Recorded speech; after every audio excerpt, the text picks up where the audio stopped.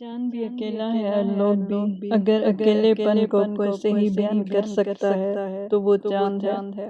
خوبصورت پر اکیلا، لوگوں میں مشہور پر اکیلا۔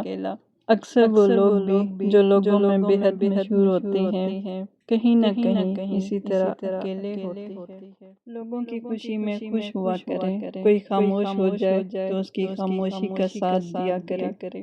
آپ کو کیا خبر، لوگ ہر طرح کس طرح کی جنگ لڑتے ہیں، اس لیے جب موقع ملے مسکرا دیں۔ کیا پتہ آپ کی مسکراہٹ کسی کا دن بنا دے۔ جو لوگ ساتھ ہیں، پیارے ہیں، پاس ہیں، ان کے ساتھ اچھا وقت گزاریں، کیونکہ زندگی بس اتنی سی ہے، کب کس کا ساتھ چھوٹ جائے اور پھر آپ اس موقع کو ڈھونڈیں۔ اس لیے قدر کریں، سکون کریں، خوش رہیں، خوش رہنے دیں اور اللہ کا شکر ادا کیا کریں۔ قلم کے لکھے قدر کہتے ہیں، اور قدر کو کوئی شے نہیں بدل سکتی، نہ کوشش۔ قدر کو صرف ایک شے تبدیل کر سکتی ہے، وہ ہے دعا۔ دعا نیچے سے اوپر جاتی ہے اور قدر اوپر سے نیچے آتی ہے۔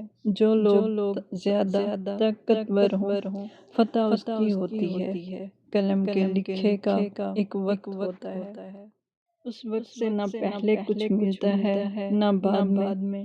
ہر انسان کو اپنا وقت پورا کرنا ہوتا ہے، اور ہر انسان اس قلم کے لکھے کا پابند ہے، اسے اپنا مکتوب وقت پورا کرنا ہی ہے۔